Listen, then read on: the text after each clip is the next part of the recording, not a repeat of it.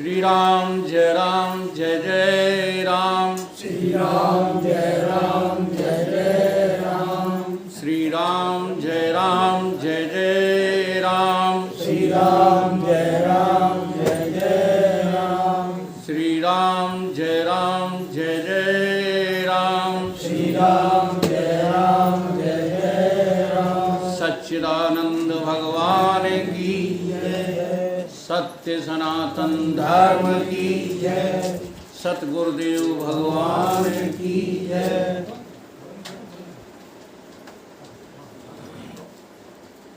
आज हमने किसी को भी जो है ध्यान पूर्वक सुन नहीं पाया, इसलिए यदि आप लोगों की इच्छा हो कोई प्रश्न करने की, विषय रखने की तो रखिए, नहीं तो हम फिर अपने आप जो है कुछ न कुछ आपको कहेंगे। भरद्वाज जी पूछ रहे थे। भरद्वाज नहीं, आपका कुछ है तो भरद्वाज जी स्वयं पूछें आकर। आपका कोई प्रश्न है तो पूछिए। भरद्वाज क्या पूछ रहे थे, क्या कह रहे थे, उससे हमें आपकी बात सोमवार को पूछ रहे कभी? नहीं अभी पूछ ले तो सबकी इच्छा है। पूछो आकर के सामने। आ जाओ ओ सही बात है। आइए, जल्दी आइए, जल्दी आओ। फिर सुनते रहना, यहाँ पूछ जाओ आप। नहीं, खड़ी खड़े पूछो। आप उससे विनम्र निवेदन करके जो चिंतन चला रात में, तो उसमें उलझे हम कि धर्म को तो मिला, धर्म ढूंढा तो मिला, लेकिन अधर्म नहीं मिला। जो कहते नहीं छित जल पावक गगन समीरा, पंच तत्व ये अधम शरीरा, इसमें भी ढूंढा, सारी में पंच तत्व में ढूंढा तो नहीं मिला। जैसे तत्वों के अधर्म नहीं मिला, तो इसकी उत्पत्ति कहाँ से? प्रश्न ये बन गया कि ये कहाँ से उत्पन्न हो गया, ये उत्पन्न कैसे हो गया?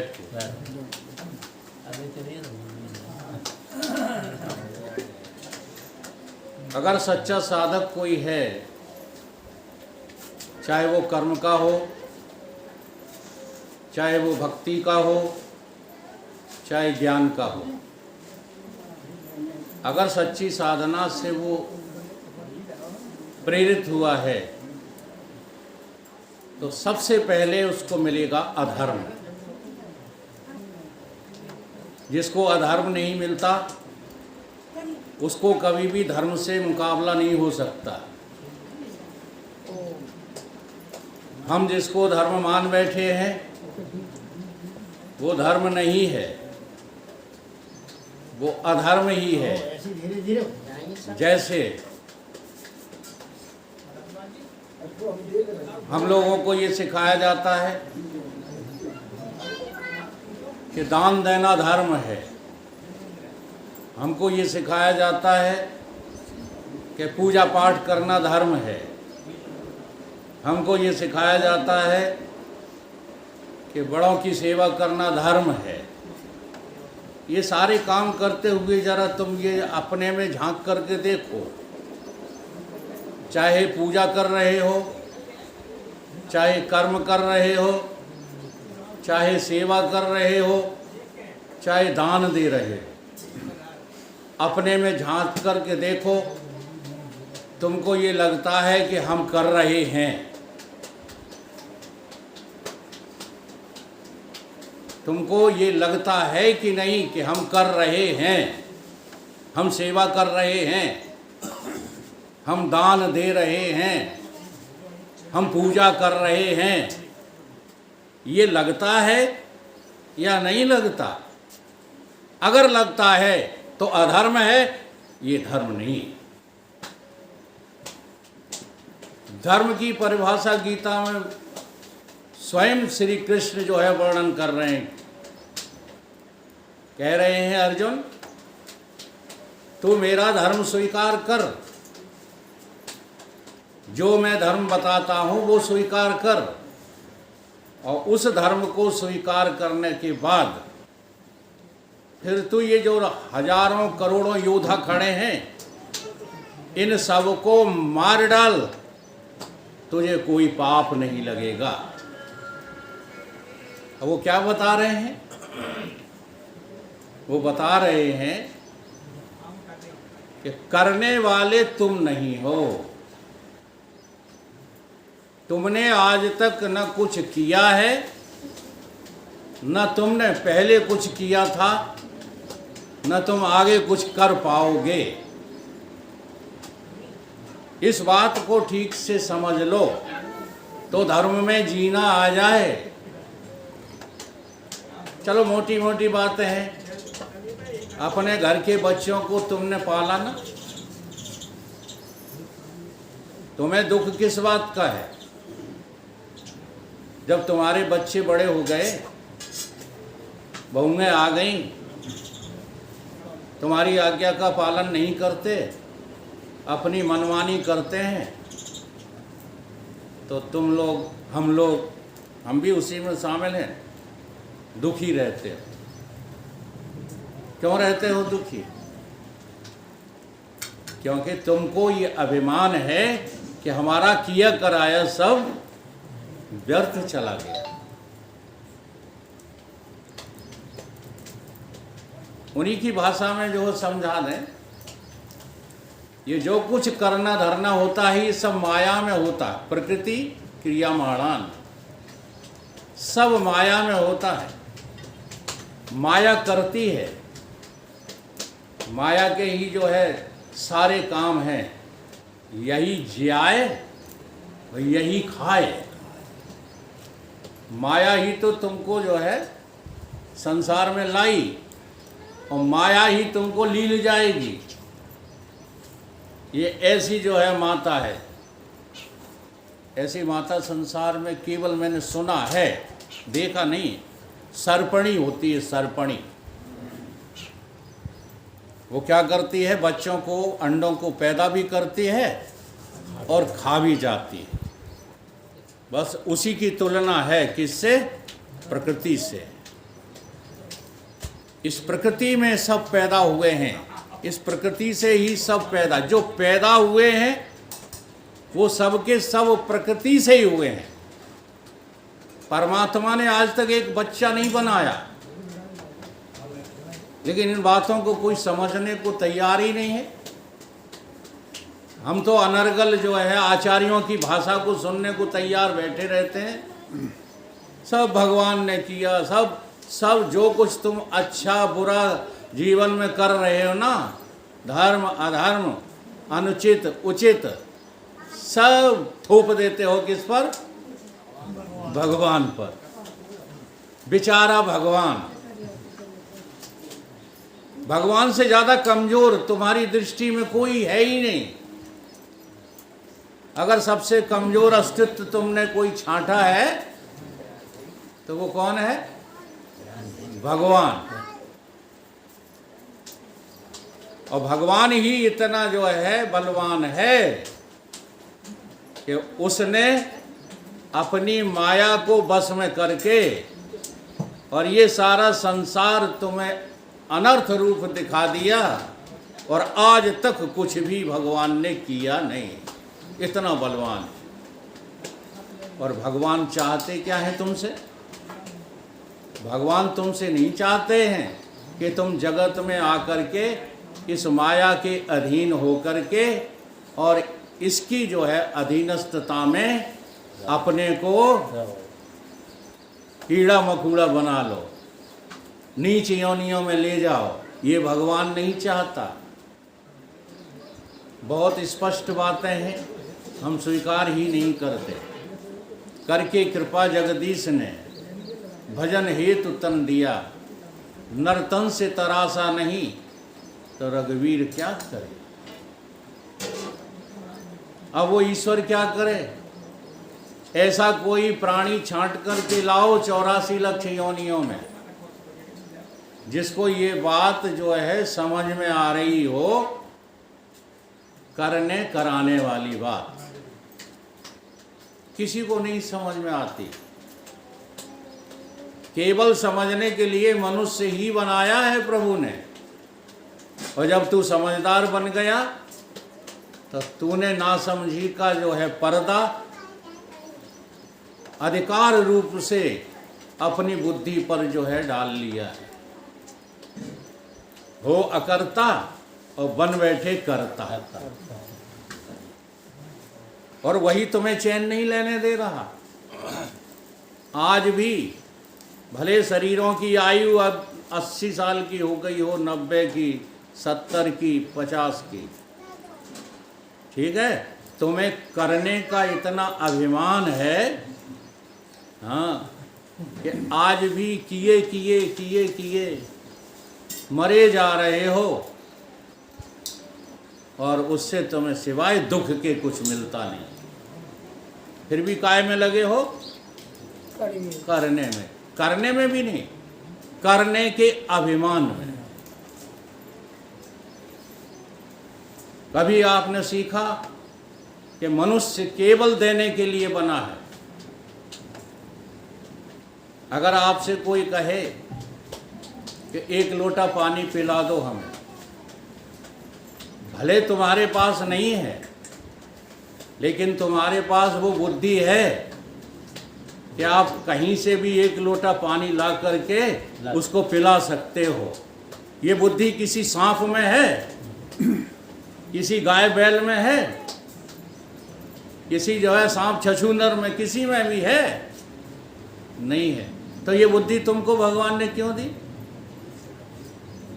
इसी बात को समझने के लिए। और देखो, एक बात और बता दो, अकर्ता, मैं कुछ करता नहीं हूँ, इसकी स्वीकारोक्ति इसमें नहीं है कि तुम करने के काबिल भी हो कोई काम और मना कर देते हो।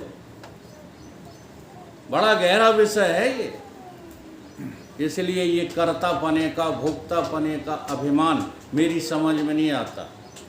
जैसे अभी अभी आपको किसी को कहा जाए कि जरा रण सिंह आ जाना, थोड़ा सा हेल्प कर दो, हमने ये काम कभी नहीं किया, तो मूर्ख हो, मूर्ख के अलावा कुछ नहीं हो, बने फिरते हो योग्य, ये योग्यता है तुम्हारी।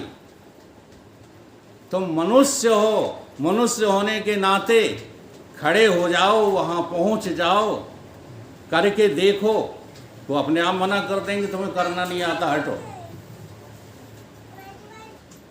लेकिन ये अभिमान होता है कृत अकृत का, जो छाती ठोक के कहता है कि हम कुछ नहीं करेंगे,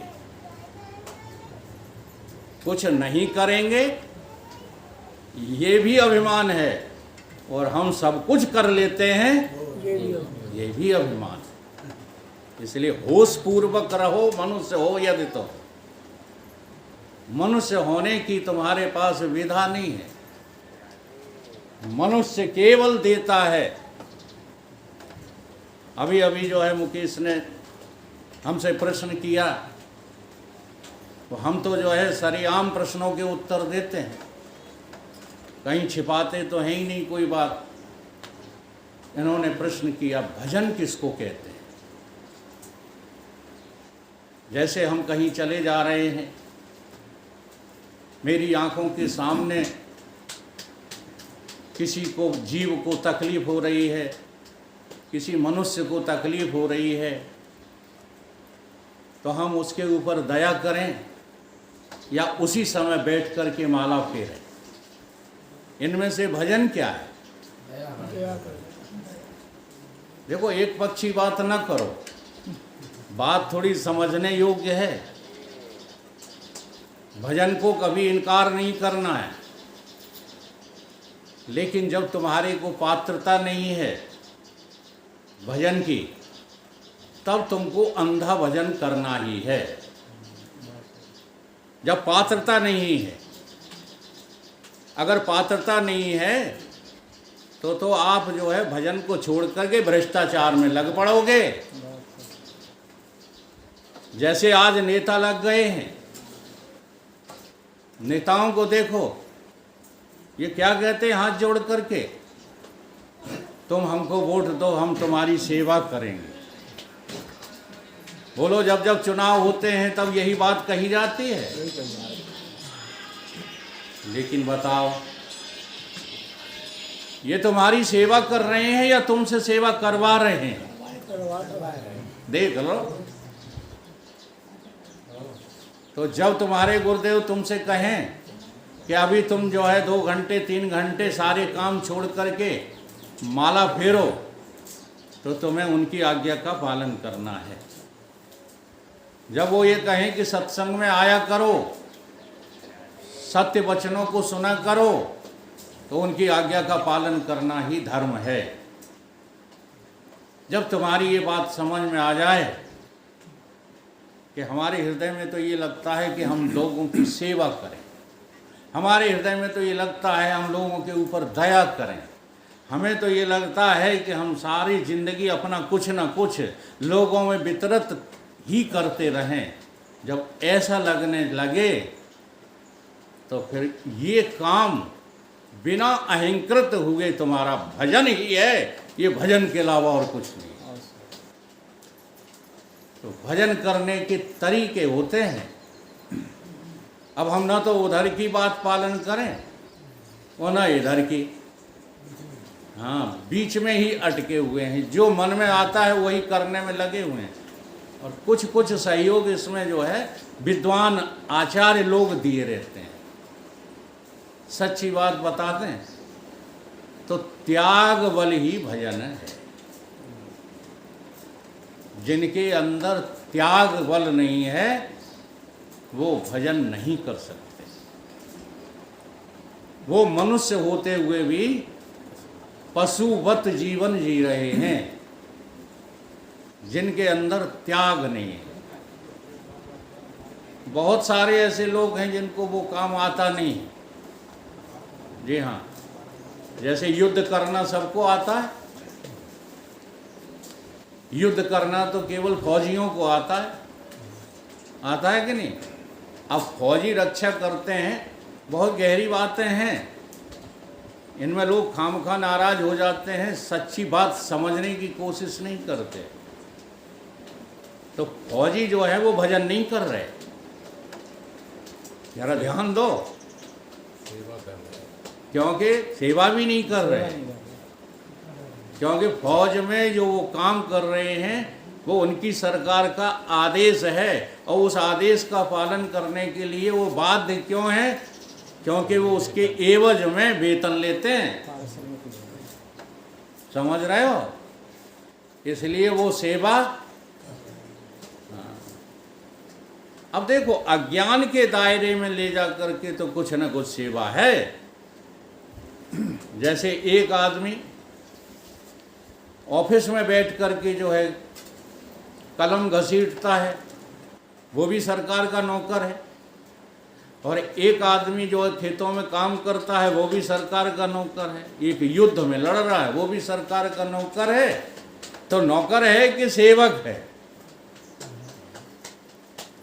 सुविधा असुविधा के अनुसार निकृष्ट और श्रेष्ठ हो सेवक हो सकते हैं, नौकर हो सकते हैं, लेकिन जो भजन के रूप में बात आई है वो नहीं।